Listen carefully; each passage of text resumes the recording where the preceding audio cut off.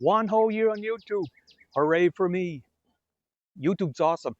And so in this video, this is my hook, by the way.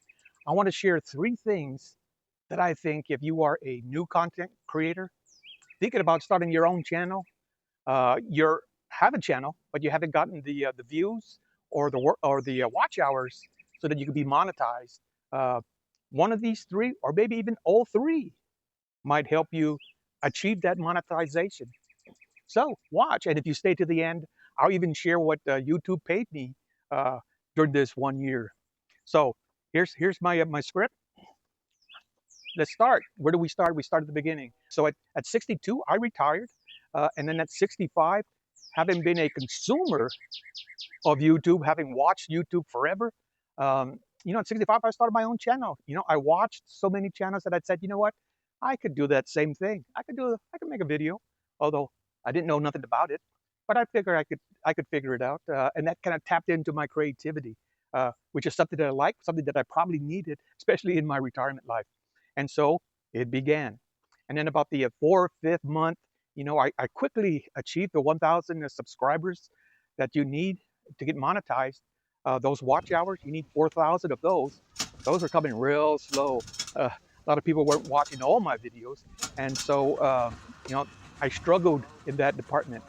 But what I did was I took a step back and I started to kind of figure out several things about what I needed to do to acquire those 4,000 watch hours, or even, this whole thing about YouTube. Several times I almost threw in the towel and just said, you know what? Yeah, this is not for me. It's not what I thought it was. But I didn't. I stayed the course, and I got to give a shout out to a Haley Bell. She's a YouTube community partner manager, and she manages one of the YouTube community partner programs. And she's doing an excellent job, and she made me realize and understand several things. Right, one of those things that she made me understand was what I needed to learn, what I needed to understand. And as I took that step back, when I took that step back, the first thing that I needed to figure out was, what was my whole purpose for starting my channel, right? Why? Now, a lot of the gurus out there, the YouTube gurus, would just say, you know what, over 40, just start, find something you love, and post. Well, again, that didn't go very well for me. We're going to talk about that. So we go back to purpose, right? What's the whole purpose? And when I analyze YouTube, I see 2 purposes for YouTube. The first one has to do with freedom of expression. It's a great platform if you're one of those content creators that just want to get your voice out there, your opinion, just shoot it out to the world. Uh, whether somebody hears it, sees it, watches it, don't matter, right? Some people say it's a good therapy just to make a video and shout it out, and you might even feel better. Uh, but when you can express things like, stories in your life, stories that kind of help you. Maybe it'll help somebody else. Uh, Definitely those things that people have skills with, especially trades like plumbing, like electrical, like yard work, you name it. There's so many things out there. If it breaks within my household, I go to YouTube and search for it and figure it out and do it myself. Right? That's because I'm retired. When I worked, I didn't do that. Right? When I worked, I just paid somebody to fix it for me. But I don't got that extra money nowadays, so I rely on YouTube. So freedom of expression, right? We can say whatever we want to a certain limit, right? There's some things that we can't say, uh, but you can express yourself as much as you want on YouTube. And then there's YouTube as a business. So a lot of people make a lot of money on YouTube as a business, whether you already have a business and you use YouTube to kind of sell things. I'll give you an example of the YouTube content creator gurus that are out there, right? Not only do they give and do videos to tell you how to be a better YouTube content creator, but if you want, they have a course for sale, right? Anywhere from $200 to $1,000, right? And there's a lot of new content creators that will buy that course and/or who seek their mentorship or their coaching, and that's another program that they will sell. So they make a lot of money in that area. Although a lot of that information that they'll provide is usually free somewhere on YouTube, uh, but a lot of people need that personal one-on-one coaching, hand-holding, someone to hold them accountable so they can get to where they want to be on YouTube. Um, and just about any other um, focus that you can think of, like gardening, like woodworking, like carpentry, like how to fix a car, how to fix a faucet, you name it, whatever it could be. There's a video up there. There's someone that's willing to sell you a subscription so that you can get some insight into how they do certain things and or um, become a coach for you and help you out, right? That's how they make money. And I'm sure there's a ton of other ways to make money. You name it, somebody's out there, they figured it out and they're trying it out. Um, but with doing YouTube as a business, it takes commitment, right? It takes commitment to the process. And really, being in my retirement, yeah, I didn't have that commitment. The only thing I commit to in my retirement is sleeping or taking my naps, right? That's the only thing I'll commit to every afternoon. Yeah, I need to take my nap. But anything else, I just didn't want to go there. I didn't want to put in the amount of work that it takes because it takes work. It takes work to build that. It takes longevity. You can't do this overnight and expect 2 weeks from now, to start pulling in the money over several years, right? Uh, before you would become a really, really profitable. And so for me, it all had to do with the first one, right? Freedom of expression. I just like to express those things that I believe in. And that's kind of how I started, right? And so that's the first thing, right? Understanding what your purpose is for starting this channel. So the second lesson that Haley Bell taught me was your niche, right? Or your community, your tribe, your people, however you want to call it, right? They, for whatever reason, they call it the niche on YouTube. Now, I didn't understand niche when I first started, although all the content creators would say, you know what, find something you like to talk about it, film it, and post it, and the subscribers would come running. Now my problem is, in retirement, I like a lot of things. There's a lot of experience and stories behind these baggy eyes, a whole lot. And so I started off by filming and talking about a lot of things. So I did some prayers. I did some talks about my retirement life. I like trading the markets, so I did some videos on trading the markets and how to do that and trading options.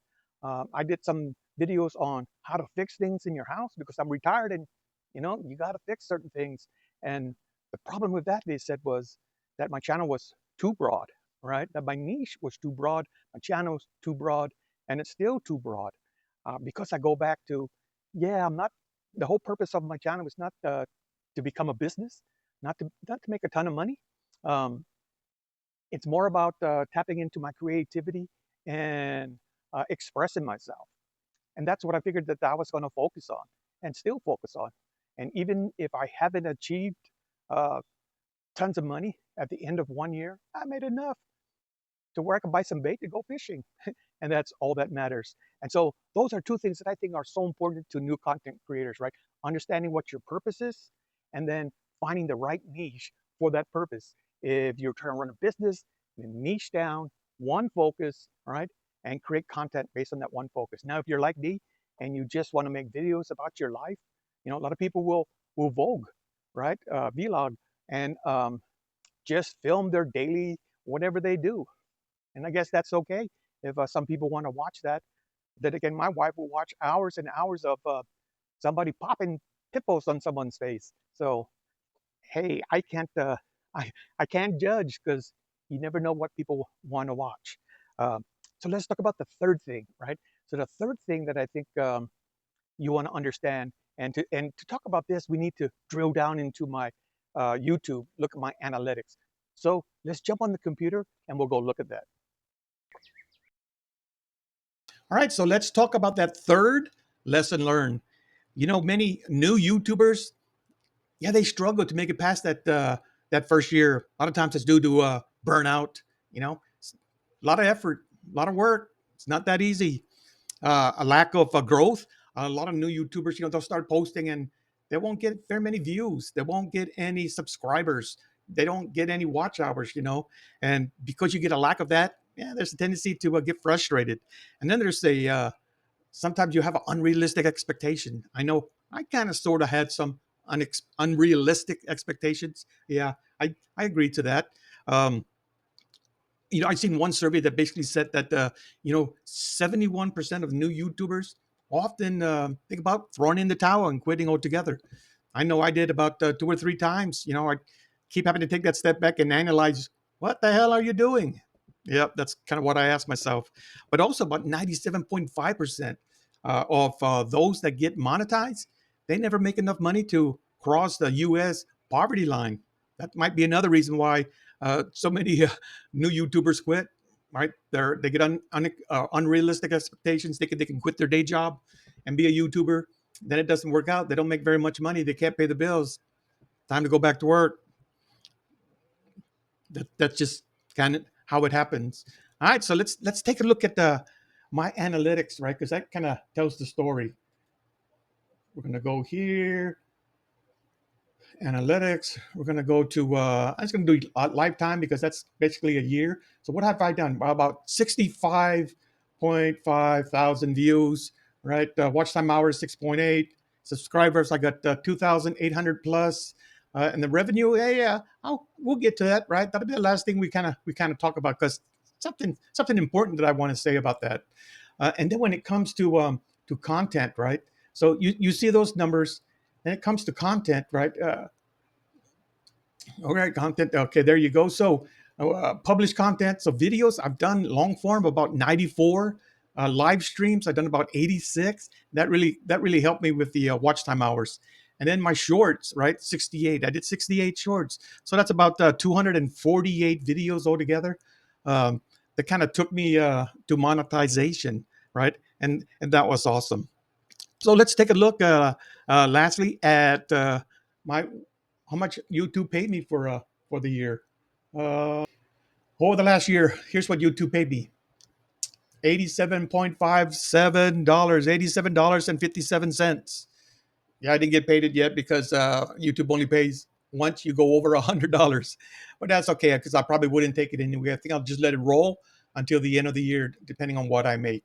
Uh, but something about the your revenue that I think is important, and that is that only about 2% of YouTube channels get monetized. Only about 2%, and there's about 31 million channels out there. So that puts it about 620,000. About 620,000 channels out of the 31 million are monetized, and I'm one of those. And so if you're monetized, right, no matter how much money they're paying you, that's something to be happy about. That's something to celebrate. You're in the upper 2%, right? You got monetized no matter what. If that dollar amount is low for you, then you just need to take a step back and kind of figure out what you got to do going forward to start getting more views and start making more money. If you made it this far, then you know what? That might be a little challenge, but I think you can overcome it. I think you can figure it out before the end of the second year, or maybe you're in your third year and hit your revenue goals. And so, obviously, my revenue goes. Uh, my challenges for myself going forward, just to make more videos of those things that I like to do, right? But my purpose is not to grow a business on YouTube, but to express myself and to show legacy, right? My legacy videos about uh, how I grew up all the way up to what I'm doing now, and then show my retirement lifestyle. Those are my two objectives, and I'll continue doing that so that I can leave a legacy for those that want to watch it.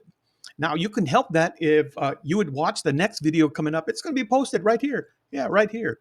So this is Chandler's Retirement Live saying, hey, lights out.